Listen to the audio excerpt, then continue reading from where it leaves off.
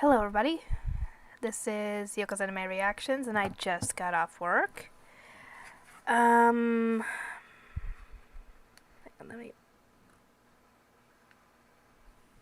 get, sorry, I was putting my Kindle into sleep mode. Yeah, by the time you guys see this, I should be at 1,000 subscribers. I told my coworker I was one away from 1,000 and he went and subscribed to me. It said I'm at 1,000, but apparently I'm still only at 999, so somebody apparently unsubscribed. Jerk. So, you're probably wondering, what is it that I am going to be reading for? Well, it is currently a light novel series that nobody suggested. And I'm sure nobody even thought of, because I don't even know if you guys knew this was based on a light novel. If you did, I don't know why you didn't suggest it, because it's been forever since since we've seen season 1 of it, and we're excitedly waiting for season 2. I'll get more Monster Rancher done on Monday if I can. We've got a lot going on. Anyway, yeah, it's been forever since I've done season 1 for this show. We're still waiting on season 2. Don't know when we're gonna get a season 2. Obviously this anime is adorable. And, based on those clues, you might be able to figure out what I'm talking about. This one! If it's for my daughter, I'd even defeat a Demon Lord. The Latina anime. Yeah, this is a light novel. I didn't know. I was looking for light novels to do, or light novels that have been adapted into anime and manga, and this one apparently was a light novel, apparently. I didn't know that. I thought it was like a manga or something. Just a manga. Anyway, let us start this. Part 1 of Volume 1. Apparently there are 9 volumes. I'm going to buy them all eventually. Prologue. The world washed over by a rainbow.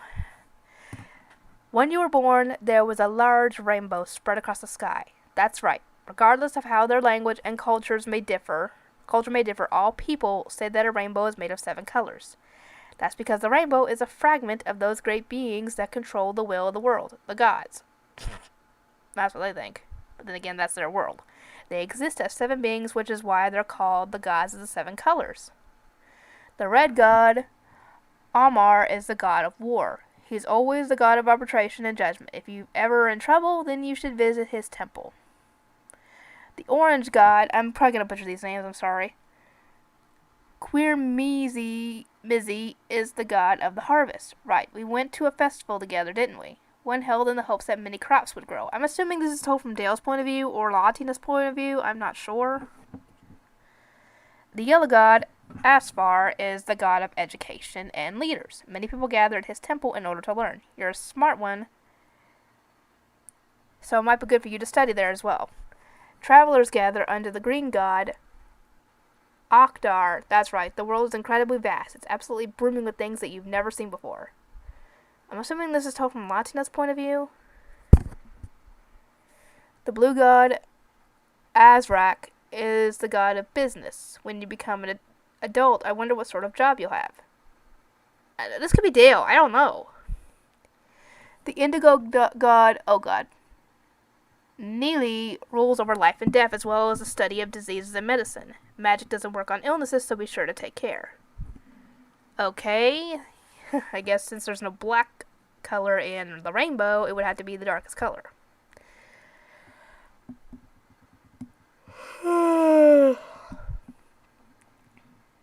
As leader of the gods, the violet god...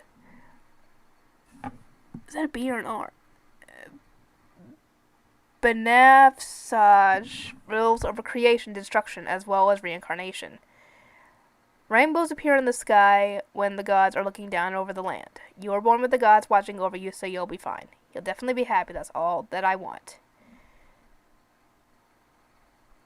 Oh, I think this is Latina. Because I think this is her father talking to her. You'll definitely be happy. That's all that I want. It's alright. See, there's a rainbow. You're protected by fate. Please, please be happy. From now on, I'll be watching over you from the other side of the rainbow as well. Yeah, I think this is her father. The young man the little girl meet. There was a young man walking through the depths of the forest. Oh god, I just realized I'm going to have to somehow read out the possible other language that he uses to talk to Latina. I'm going to butcher it. I just know it. I'm sorry. Even though the sun was still out, this forest, untouched by humans, remained dim and gloomy. Aside from the occasional chirping of birds, there was no sounds to be heard. The place definitely had an oppressive atmosphere to it. With a look of great displeasure on his face, the man glanced down at the sword in his hand. Ugh, damn it. He spat, wiping his blade off on some nearby grass. The sword was absolutely coated with the foul-smelling mucus. This is why nobody wanted to take this job.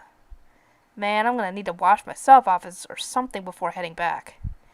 When he saw the mucus was stuck to his leather coat as well, the look on his face grew even more pained. Oh god, that's no fun. It hadn't been long since he'd gotten to the forest, having taken on a request to cull the frog-like magical beast that overpopulated it. Sorry. While the task itself wasn't much trouble, as he had confidence in handling both his weapon and magic, the trip here and back was time-consuming.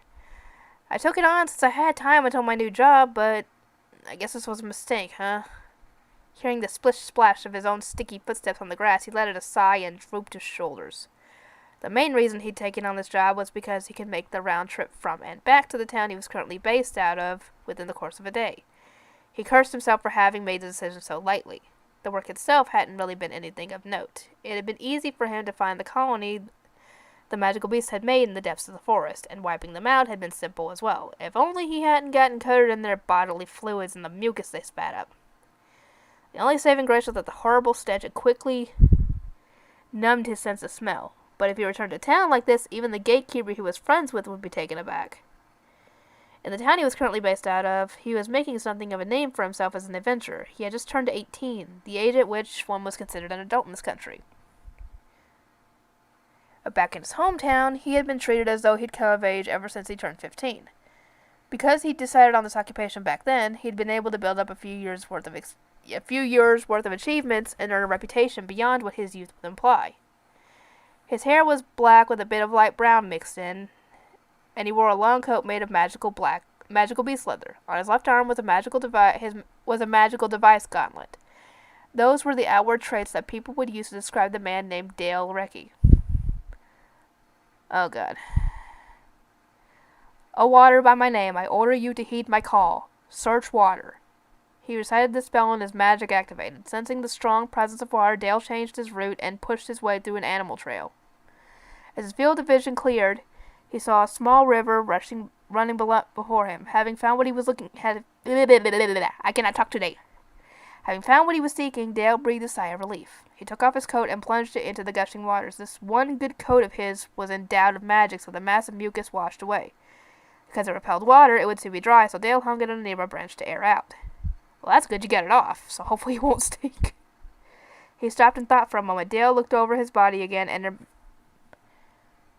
remembered the unpleasant smell of mucus. Thinking that he should wash himself thoroughly, he took off his stab-resistant tunic. He could afford to act so confidently because he knew the magical beasts and other animals in the forest proved no threat to him. His coat dried quickly enough, but his tunic and pants were still dripping wet. And so Dale started a campfire, sat down in a spread-out coat in just his underwear, and began cooking the fish he'd caught while he bathed in the river. By the time the savory smell wafted through the air I cannot talk today. By the time the savory smell wafted through the air around him, his clothes had mostly dried. Keeping his eye on the fish, Dale quickly slipped on his clothes. After all, he wasn't quite bold enough to enjoy a meal in his underwear in a place like this. That was when he heard a rustling sound. He figured it was a small animal drawn by the smell of his meal, but when he looked, he was shocked. A small child was staring at him from the other side of the thicket, with their tiny head just barely peeking out from a bush. At first, Dale was surprised that he misread the presence he felt. Then he was bewildered that he found a child aimlessly wandering around a forest filled with magical beasts.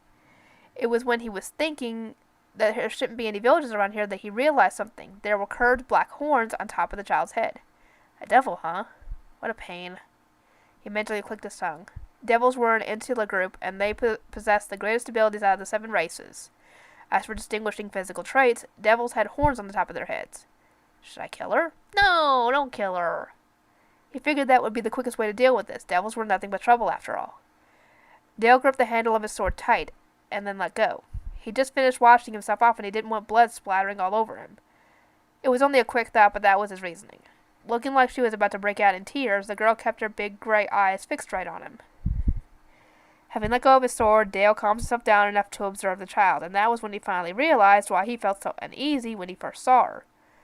One of the devil girl's horns was broken off at the base. Seriously? A kid like this is a criminal? Taken aback by this realization, Dale cringed at how ridiculous that would be. In the past, a fellow adventurer had told him one of the devil's customs. Devils considered their horns sacred, as they were symbols of their race, so when a devil committed a crime, one of their horns was broken off and the criminal was exiled. Which makes me wonder what the heck she did that was so bad. Or maybe it was nothing she did, it was just maybe what she is. Maybe she's maybe she's not quite like a normal devil. Maybe. Even knowing that, Dale couldn't help but have questions. After all, the child before him was far too young to be capable of a crime. Devils had lifespans far longer than humans like Dale, and while he didn't know if human ages were equal to theirs, the height of the girl staring at him from within the bushes made Dale guess she was about 5 or 6. She most certainly didn't look old enough to be capable of making her own judgments. Dale suddenly remembered the fish in his campfire when he realized that the devil child was glancing at it, and he hurriedly pulled out the skewer. It had gotten a little burnt. As he moved the skewer left and right, the child's gaze followed. It seemed he hadn't imagined it. She appeared to be quite interested in the fish as well. Do you want some? He felt bad about eating in front of her, like he was flaunting his meal, and because of that, though, he called out to the girl almost without thinking. At the same time, he dumbfoundedly wondered what he was saying. When she heard Dale speak, the child's gaze moved from the fish back to his face, and she tilted her head slightly. Okay, I don't know what to do for that. Huh? Now it was Dale's turn to tilt his head. It was too quick for him to follow along, but he felt like he had heard that language somewhere before. If I remember right. He dragged out the words of the fellow adventurer who had taught him about devils from the depths of his memory. He said that the language of the devils was the same as the one used in spells, right? He decided that was it. Spells were words used to utilize the power of the phenomenon known as magic. The number of people who could employ spells were limited. It wasn't like everyone who could use such words, but devils were apt at speaking them and thus able to use them as their mother tongue. That was precisely why it was said that devils were all natural-born magic users. Then, come beside. Need this? From the language used in spells, Dale picked out vocabulary that seemed like it would convey the meaning he wanted. He never intended to use the words to hold a conversation, so he hadn't the slightest idea how to do so correctly. When she heard his words, a clear look of relief appeared on the girl's face. With a rustling sound, she moved through the thicket and drew closer.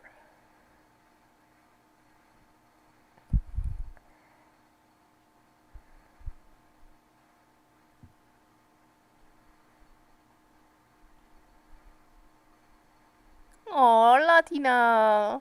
Poor thing. Even though he had been the one who had called out, Dale was once more left speechless. It wasn't just because the child had approached a complete stranger without aid of caution. It was also because she was so terribly thin. What he could see of her limbs peeking out from under the old rag that must have once been a one-piece dress were nothing but skin and bones. He could tell at a glance that she was suffering from malnutrition. It wouldn't even take a sword to end her life. If he wrapped his hands around her too thin neck, it would be easy to snap it before she could even try to resist. Ooh, that's dark. Not only murder, but killing a child. While devils kept away from outsiders, there were also a race known to have strong bonds amongst themselves. That was precisely why they regarded exile as such a harsh punishment. Furthermore, while long lived, devils had a very low birth rate. They were said to cherish children like treasure. Dale hadn't even considered the possibility that such a young child could be forced to face such harsh exile, even though they actually were being treated as criminals. Come on, eat. No matter what I say, you won't understand. Dale grinned wide and thrust the skewer towards her. Magic spells didn't use words like eat up. But even though Dale had handed the girl the skewer, she simply looked down at it, then back at him. Hmm? It's fine, so just eat. The girl looked at Dale as if trying to size him up. For the time being, he responded with a nod, and she slowly brought the fish to her mouth. Bit by bit, she nibbled away at it with small bites. As he had nothing else to do, Dale simply sat there and watched, and all the while he thought about how she looked just like a small animal. While he waited for her to finish eating the fish, Dale once more searched for words to use. Person, protect. You exist? It's not like he was certain just yet that the child didn't have a guardian. Carefully watching Dale and listening to his awkward wording, she replied it even more slowly than she had before. Okay, I don't know what the heck to say on this. Together, not here? Beasts reject? Dale was only able to pick up broken fragments of meaning, but the expression on the girl's face was decidedly grim. After thinking a bit, she grabbed Dale's hand in her tightly grasp and pulled him along. Following as the girl continued through the forest, step by tiny step, Dale continued to ponder the matter. Now that I think about it, it was just a sudden impulse that made me call out to her and give her the fish. What exactly do I intend to do next? Suddenly the child stopped. Looking doubtful, she looked up at Dale. What? Up ahead? She pointed forward and shook her head. Beasts again? And not, is it? While thinking about what that meant, Dale stepped in the direction the child was pointing. And then he stopped dead in his tracks.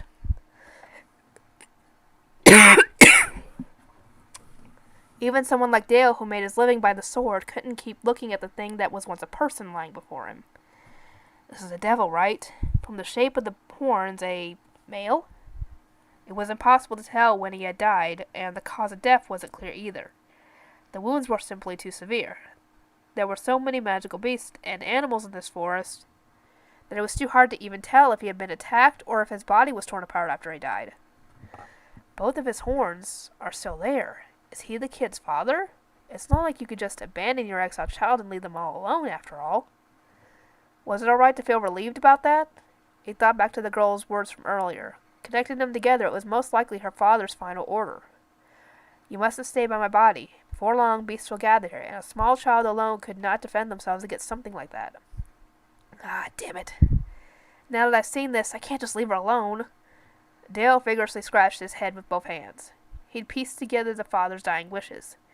Even if the devil girl had indeed followed her father's orders and not stayed by his side, she had still managed to survive in that very forest until Dale found her. Oh, you who belong on the earth, to the earth, by my name, I order you shift according to my wishes. Ground transfiguration. Dale recited as he touched his hand to the ground next to the body. The earth suddenly caved in, leaving behind a single hole. Perhaps because she had heard his spell, the girl had drawn closer to Dale's side and was looking at him timidly. Dale looked straight at her and spoke. Let's at least give him a burial. Do you get it? Inter-earth deaf person? After reflecting on his words, the girl suddenly gave a single nod. Dale worried for a moment about whether or not it was all right to let a kid see a body in such a horrible state, but this one seemed to have long since accepted the reality of the situation. As if she were saying her final farewells, the child stared straight at her father, not looking away for a second. Perhaps she had come to check on him now and again. The girl simply watched as Dale placed the body in the hole, then once more used magic to fill it. You're saying thanks? Don't worry about it. Dale once again cast a spell, this time over above the grave he had just finished creating. Summoned by his earth magic, a pure white megalith appeared there. It was hastily made, and he was unable to carve a name into it, but he was at least a proper grave now. Well, I guess this is fate, huh? Standing behind the girl who was still staring intently at the grave, Dale let out a sigh. My name. Dale. You, name? She turned around with a somewhat surprised look on her face. Latina, was the single word of response that she gave. Latina, is it? Latina. Me, together, you go. She looked truly shocked as she nodded her head in agreement. Looking once more at Latina, Dale saw she was only wearing clothes that looked like rags, broken down shoes, and a silver bracelet, which looked to be made for an adult and was far too big for her. It really was impressive that the girl had been able to survive like this. She was definitely lucky that it happened to be such a mild season. When he buried Latina's father, Dale had looked for anything that could have helped tell him about where they had come from, but he wasn't able to find anything of note. He thought that at the very least he'd like to give this child some sort of memento of her real father. If I let Latina walk, the sun will end up setting, Dale said to himself while looking down at her, realizing that her stride wasn't even equal to half of his own, and considering the state she was in, it was hard to imagine that the girl would have much strength left in her tiny body. Guess I have no choice. Dale reached down and scooped Latina up into his arms, shocking the devil child once more. Her eyes already looked big, but now they were even more pronounced. Latina calmly settled into Dale's arms, not struggling at all. You're so light. She was so thin and lightweight that Dale blurted this out without even thinking. Are you really going to be okay? Despite the ugly thoughts he had when they first met, he is still able to voice such concern. Dale wasn't a bad person to begin with, and ever since he decided to take care of this girl, he had become mentally attached enough to worry about her. You don't even have any belongings. We should hurry on back. Dale hurriedly recited some earth magic to confirm which direction he was heading, then quickly rushed back towards town. The town that Dale was currently based out of was called Cruz. As the name implied, it was a town that formed a slightly misshapen cross, and it served as an important point for traffic heading from the port towards the capital. Furthermore, as it was near the habitats of many magical beasts, it was also a place where those known as adventurers who survived by their skill alone tended to gather. In terms of commerce, it was the second greatest city in the country of Lebond. That was the town of Cruz. Its hospitality towards travelers was also considered a highlight of the town. It was because Cruz welcomed visiting merchants that it was able to grow. And by utilizing the money it earned from those travelers as rewards for adventurers, the town was able to defend against the threat of magical beasts. Cruz was truly a town for travelers. The town was also surrounded by thick walls with gates that faced the 4 cardinal directions, and gatekeepers stationed at each one. People were allowed to enter the town by paying a toll.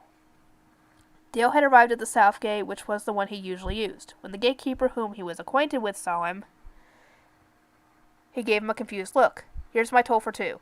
Huh? What's with the kid? A devil? The middle-aged gatekeeper asked while checking the coins he was handed, his gaze fixed on the young child in Dale's arms all the while. I found her in the forest. Seems her dad died. Is there some sort of issue with me taking care of her? Well, if you're gonna be responsible for her, then that's fine. You're going to check in with the dancing ocelot, right? Yeah, then it's fine.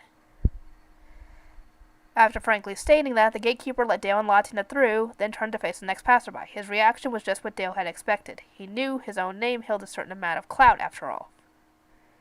He slipped through the gate into the southern section of town, which held the residential quarters and traveler-centric shops side by side.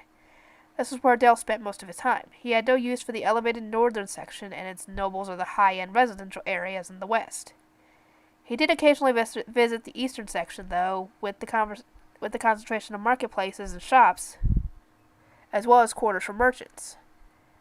Amar was the principal deity for the country of Lebond, and as such, the color red was valued highly there. That was clear just by looking at the streets of Cruz. For example, the walls of the rows of buildings were built out of gray stones that were then painted and plastered many different hues, but nearly all the roofs were a vivid red. Not only was it a way of requesting that the buildings themselves be granted by the gods divine protection, it was also said to be a way of telling the gods high up in the heavens that was when their humble servants were. Though this may have been the rougher part of town, it was still bustling with energy. It was around the time when the sun was setting, so there were people hurrying home looking for lodgings for the night, wanting to spend the day's earnings on food and booze, selling food to travelers. A great number of people of all sorts were coming and going through the area. In Dale's arms, Latina was unable to remain calm, and while her eyes darted all over, there was no panic or fear on her face, just pure curiosity. The child's cheeks were slightly flushed, and occasionally her eyes opened wide enough that they were practically circles. Latina seemed to be quite interested in the great number of people she saw about the town. This is the street. While it was meant for Latina, Dale knew that the meaning wasn't going across, so he said it to himself instead. Dale? Man, it sure is inconvenient that we can't communicate. Dale kept on walking, thinking Latina would at least need to learn the language of the western continent, which was the most spoken of all the languages of the various races. He smoothly made his way down a path he had used many times before, and when Dale finally stopped, it was in front of the door to a certain shop.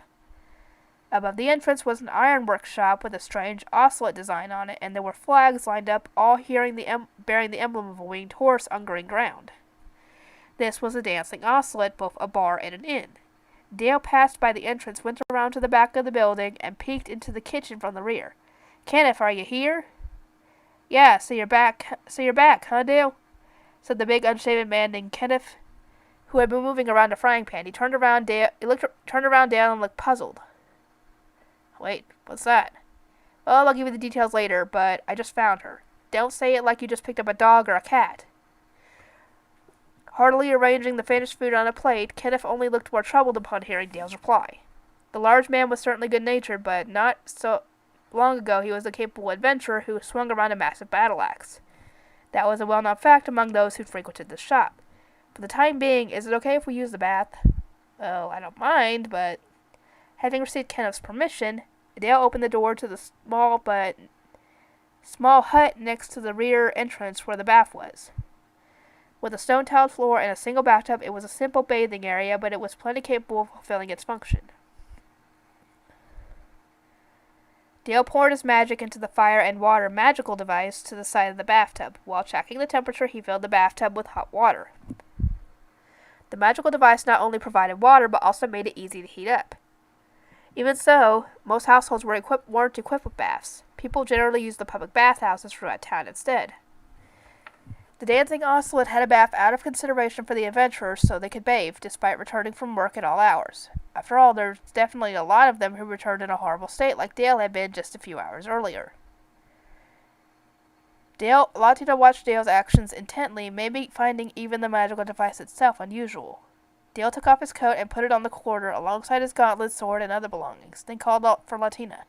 "Latina, come." He repeated, beckoned, and the girl came to Dale's side. When he tried to take off her clothes, Latina resisted Dale for the first time. "Ah, so you really are a girl," Dale muttered while stripping the reluctant Latina naked and throwing her into the tub. He had already guessed that from her voice and clothes, but he hadn't been certain of it until just now. The water washed over her hair and her painfully bony body, and it soon turned pitch black. Dale put soap in the tub, and it bubbled up right away. He washed Latina's greasy, dirty hair, which had been matted and rope-like. He washed her body as well, and once more replaced the dirty water. As he filled the tub with bath water and continued to wash Latina's hair, he suddenly realized something. Could it be that this girl will be a real beauty someday? What are you thinking about that now? She's just a kid. As he washed her hair over and over, it regained a platinum-like shine. Her single remaining horn also started to look like a glossy black gemstone. Her ribcage was showing, and she was painfully thin, but she would recover over time. Devils were a tenacious race by nature, after all. Her face was haggard as well, so up till now it was her eyes that primarily stood out, but once the grime was wiped off, it became clear that she possessed wonderful facial features as well. If her cheeks gained some plumpness and her complexion improved, then she'd make for quite an adorable young girl. This only gives me an even more uneasy conscience and makes it harder to let her go. If you let go of her hand, then some lecher would surely scoop her up right away. It was said that devils who lost a horde were abandoned by their own race and had no one to support them. She'd be perfect prey for the sort that have inappropriate thoughts about young children. Ugh, pedophiles. I decided to get involved with her, so I need to prepare myself, though, thought Dale as he made that secret decision in the depths of his heart. Oh, Latina. Hold on, let me see. How long is... Seriously? Okay, hang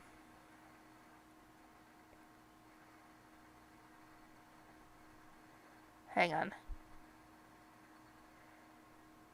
Okay, let me see how long I've been recording.